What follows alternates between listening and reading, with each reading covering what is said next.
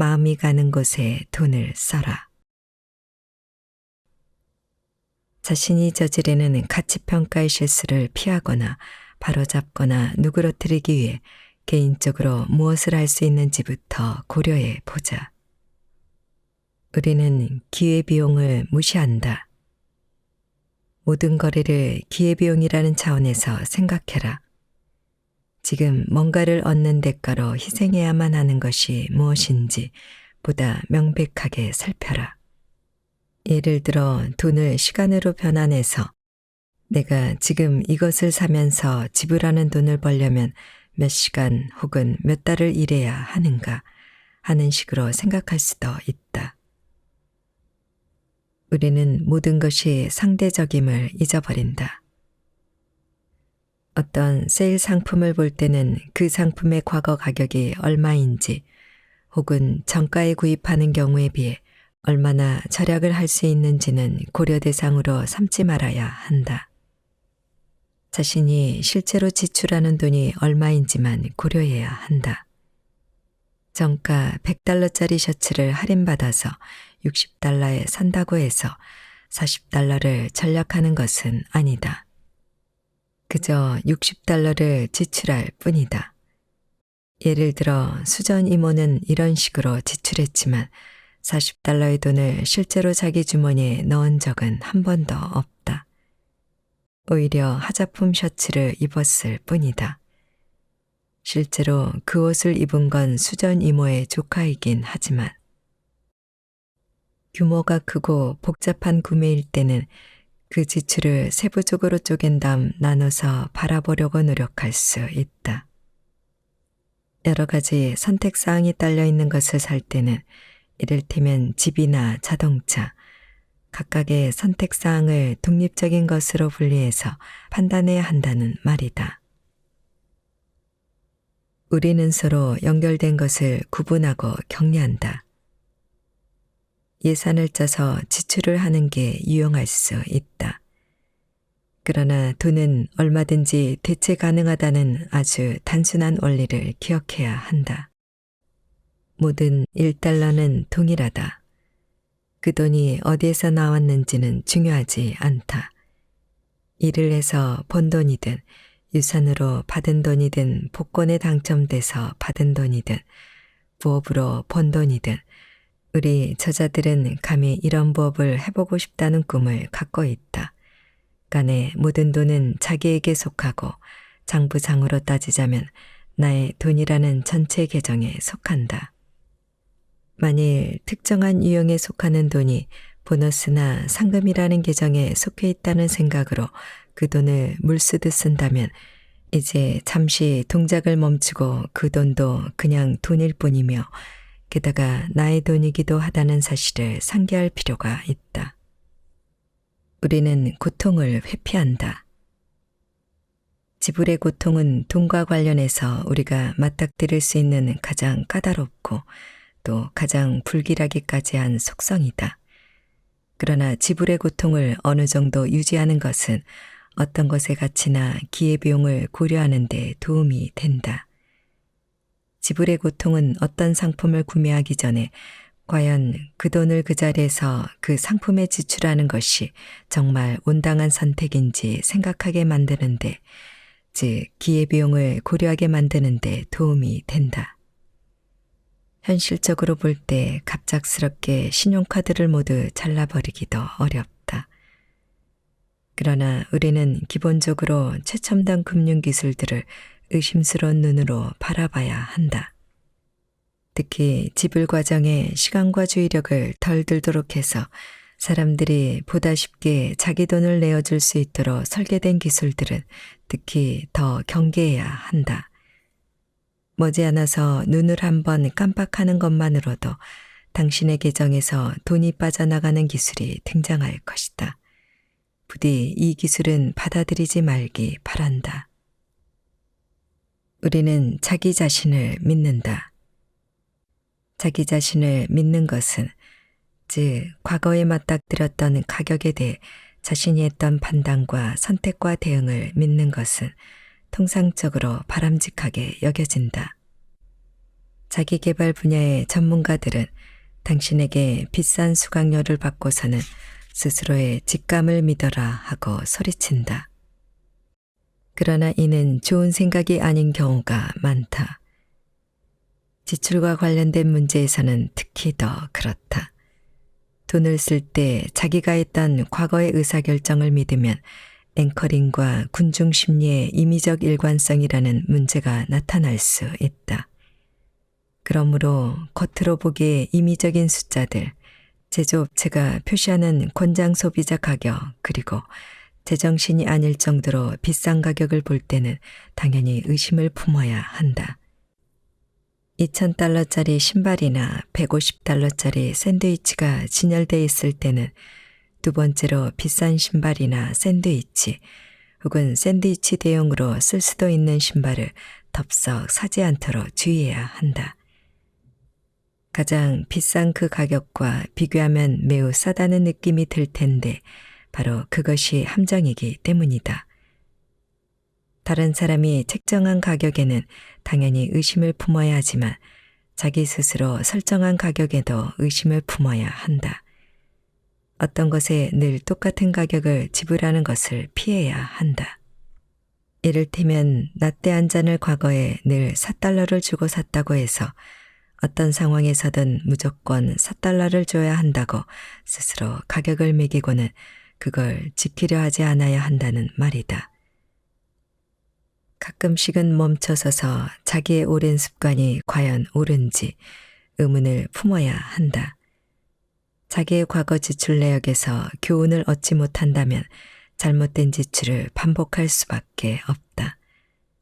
라떼 한 잔이 과연 $4의 가치가 있는지 의문을 제기해야 한다. 우리는 자기가 가진 것의 가치를 과대평가한다. 집을 자기 취향에 맞게 리모델링 한다고 해서 이 집의 실질적인 판매 가격이 높아지리라고 믿어서는 안 된다. 자기 취향은 어디까지나 자기만의 취향일 뿐이라서 다른 사람들은 이를 다르게 바라볼 수도 있음을 알아야 한다. 집 리모델링은 멋진 일이긴 하지만 오로지 자기만 느끼는 집의 가치를 올려줄 뿐임을 명심해야 한다. 시험적인 서비스나 프로모션을 조심해야 한다. 마케팅 담당자들은 우리가 어떤 것을 일단 소유하고 나면 그 가치를 실제보다 높게 평가하며 좀처럼 포기하려 하지 않는다는 것을 잘 알고서 이런 심리를 이용하려 든다. 매몰 비용은 어차피 회복할 수 없는 비용이다. 얼마의 돈이든 간에 일단 지출됐다면 그 돈은 이미 없는 돈이다. 과거는 과거일 뿐이다. 의사결정을 할 때는 현재 자기가 어디에 있는지 그리고 미래에는 어디에 있을지만 고려해야 한다. 매몰 비용이 미래의 의사결정에 당연히 영향을 줘야 한다고 생각할 수 있지만 그럴 일은 전혀 없다. 애니메이션 겨울왕국이 거느린 수백만 명의 4살짜리 꼬마 팬들이 지난 여러 해 동안 자기 엄마 아빠의 얼굴에다 대고 외쳤던 내리꼬라는 말을 되낼 필요가 있다. 우리는 공정함과 노력에 대해서 염려한다. 인생의 어떤 시점에 우리 모두가 배우는 아주 단순한 교훈이 하나 있다. 5살짜리 어린이가 다른 아이 때문에 그네에서 떠밀려 쫓겨나면서 배울 수도 있고 35살 청년이 승진에서 누락되면서 배울 수도 있는 이 교훈은 바로 미안하게도 세상은 공정하지 않다는 사실이다. 어떤 것의 가격이 공정하게 책정됐는지 어떤지 따지는 일에 휘말리지 마라. 그 대신 자신에게 가치 있는 것이 무엇인지 생각하라. 자기 생각에 공정하지 않은 가격을 제시하는 사람을 응징하겠다는 이유 하나로 훨씬 더 소중한 가치를 포기하지 마라.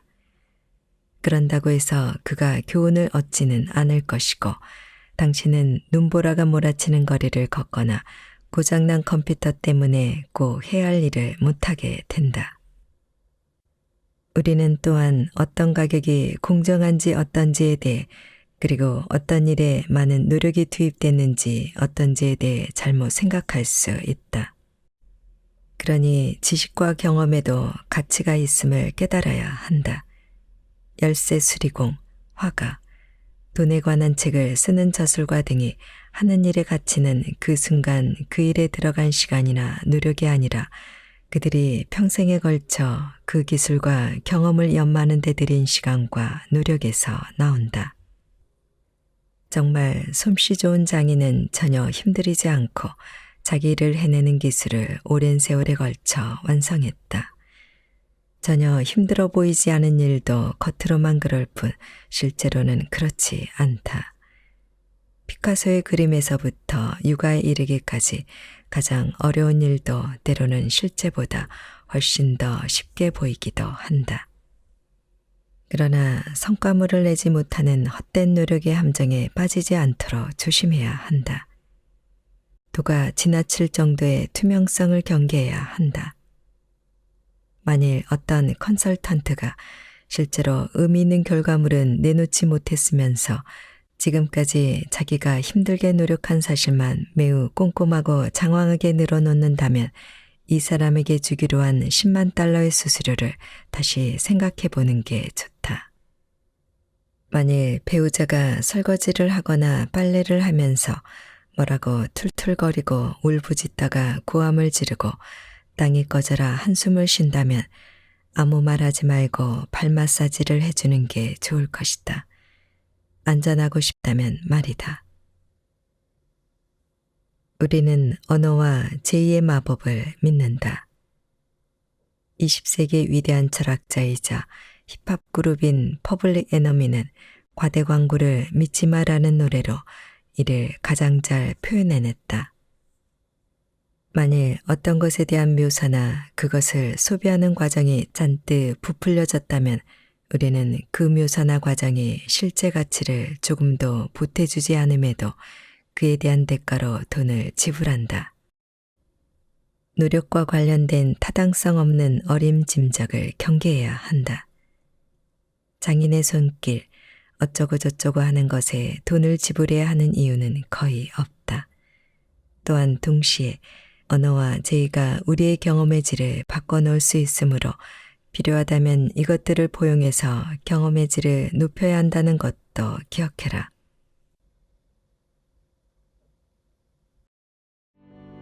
모든 문제는 내 마음이 만들어낸다. 당신은 꽃을 자라게 할 수 있는가? 당신은 즉각 이렇게 대답할 것이다. 쉬운 일 아닌가요?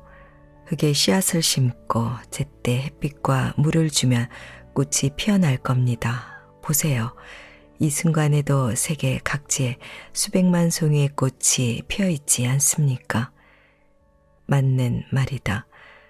그러나 나는 당신이 위 질문을 다시 읽어보고 누가 또는 무엇이 꽃을 피우는 생명력을 창조했는지 생각해 보았으면 한다. 왜냐하면 생명을 창조한 그 누구 또는 무엇이야말로 우리가 가진 모든 문제에 대한 해결책의 근원이기 때문이다. 누가 혹은 무엇이 씨앗을 꽃으로 활짝 피어나게 하고 자그마한 태아를 인간으로 자라게 하는가? 누가 혹은 무엇이 심지어 우리가 자고 있는 동안에도 손톱이 자라게 하고 심장을 뛰게 하는가? 누가 혹은 무엇이 바람의 움직임 너머를 느낄 수 있지만 볼 수 없게 하는가? 엄청난 속도의 은하계에서 지구를 움직이고 제자리를 유지하게 하는 이 힘은 무엇인가? 이것은 인간이 자기 존재에 대해 사고하는 능력을 가진 일에 줄곧 던졌던 질문이다. 형체도 없고 눈에 보이지도 않는 에너지를 일컫기 위해 내가 선택한 단어가 바로 영이다. 이 에너지는 지구상에 사는 생명의 근원이자 자양분이다.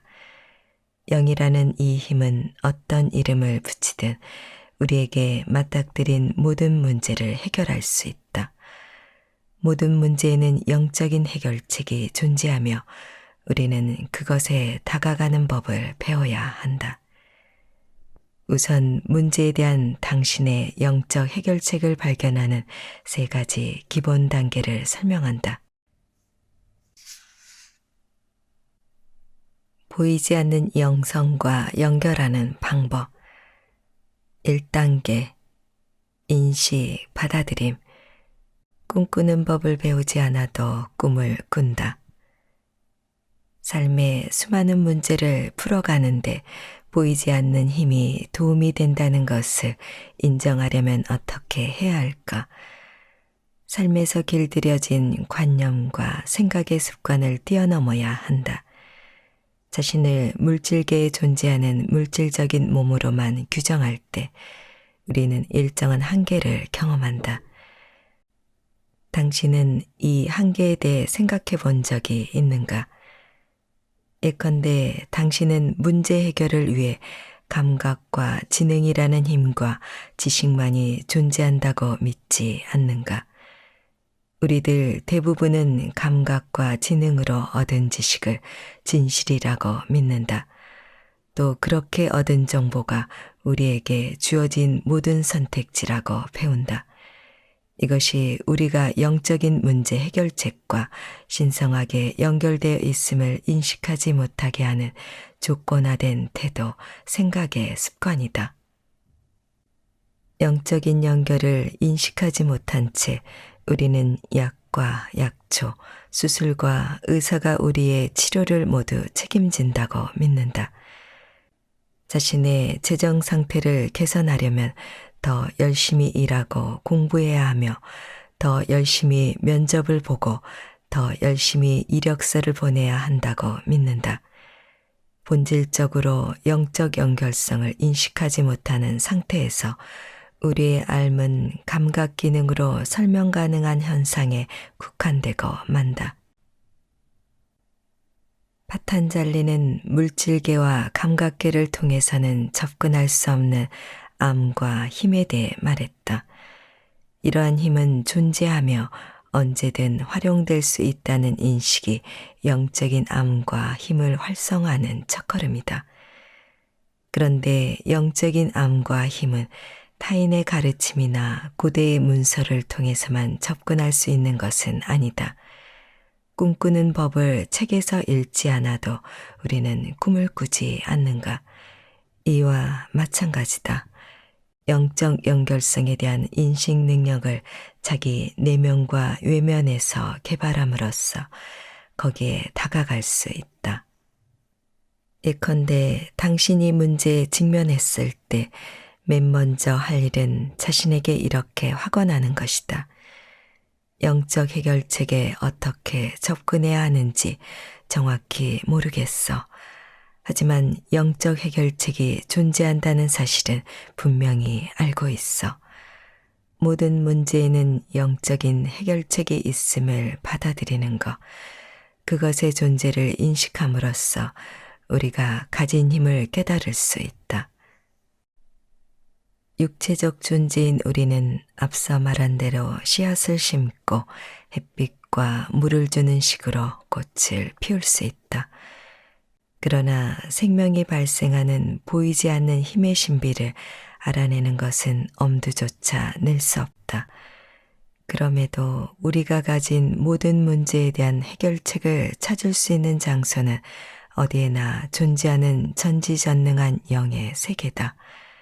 영성의 힘은 어디에나 있고 모든 사물과 생명에 깃들어 있으며 누구나의 마음에 다 들어있다. 단 이 힘을 받아들이고 인정하는 첫 번째 단계를 거쳐야만 그 힘에 다가갈 수 있다. 2단계 자가 깨어남, 자석처럼 끌려오는 영적 기운. 영성과 연결하는 두 번째 단계는 이성적으로 추론하는 연습이 아니다. 이 단계에서 우리는 영의 존재에 대한 인식을 넘어 자신의 개인적 경험만을 신뢰할 수 있다는 자각의 단계에 들어선다. 이때 우리는 자신 외에 아무도 존재하지 않는 미지의 땅에 들어선 탐험가가 된다. 여기서는 오직 당신만이 직접 경험함으로써 입증할 수 있다. 영의 존재를 자각하려는 욕망은 생명창조라는 신비로운 원동력에서 빠질 수 없는 부분이다. 특정한 영적 이상이나 인물에 대해 적극적으로 명상하는 것은 거기에 다가가려는 우리 욕망의 표현이다. 당신이 찾는 영의 존재를 머릿속에 그려보라. 그렇게 자각의 과정을 시작하라. 신성한 안내를 받는 자신의 모습을 내면에 그려보라. 그것을 의심하는 생각을 모두 물리쳐라. 당신 내면에 들어가는 과정에서 어떤 것을 설명하거나 방어할 필요는 없다. 자신의 영을 자각하려는 조용한 욕망에 머물 때 당신의 초대장은 받아들여질 것이다.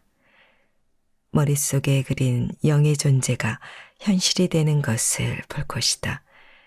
이것이 자각이다. 이것은 지적 훈련을 넘어서는 개인적인 체험이다. 당신 내면의 영의 존재를 자각하려는 욕망을 지니고 연습하라. 조용한 명상 속에 머물라. 그러면 당신은 영의 존재를 경험할 것이다. 이때 지성은 당신의 경험을 계속해서 물질계의 현실에 끼워 맞추려고 할 것이다. 자각을 향해 나아가는 하나의 방법은 머릿속에 자석을 그려 보는 것이다. 당신을 당신이 진실이라고 인식하고 인정하는 모든 것을 끌어당기는 자석이라고 생각하라. 그러면 점점 더 커다란 자석의 힘을 알게 되고 그것이 당신을 더 고차원적인 진실로 이끌 것이다. 이제 당신의 노력은 더 이상 당신만의 노력이 아니다. 당신은 물질적 힘을 넘어선 자기장 안에 존재한다. 이 자기장이 당신을 자각의 방향으로 끌어들인다. 나는 지난 몇 년간 내 삶에서 자각을 체험해왔다. 깊은 명상 상태에 들 때면 나는 자석과 같은 힘을 강하게 느꼈는데 그것은 나를 신에게로 끌어당겼다. 신성을 느끼는 순간 내가 경험한 것은 나의 마음이 새로워졌다는 것이다. 나는 일종의 에너지와 다시 연결되었고 이 에너지가 나를 어떤 곤란한 일이든 해결의 방향으로 나아가게 했다. 예컨대 우리 집 아이들이 둥지를 떠난 뒤 아내와 나는 새로 살 집을 마련해야 했는데 나는 이런 평범한 일도 익숙하지 않아 머릿속이 복잡하고 조급했다. 나는 보이지 않는 에너지의 자기장에 들어가야겠다는 생각을 떠올렸다. 바로 그 순간 친구가 전화를 걸어와 몇 마디 말을 해주었고 그 사이 집을 구하는 문제에서 벗어나 내 자신을 돌아볼 여유가 생겼다. 우리는 문제 해결에 자신의 영을 사용할 수 있다고 자각할 수 있다. 첫 번째 단계에서 영적 해결책에 대한 인식을 배웠듯이 당신은 당신이 그 힘을 체험하는 자각의 상태에 들어갈 수 있다. 당신은 모든 종류의 부조화, 불화, 질병 등을 영적 에너지로 다스릴 수 있다는 것을 깨닫게 될 것이다. 그것이 당신 안에 있다는 것도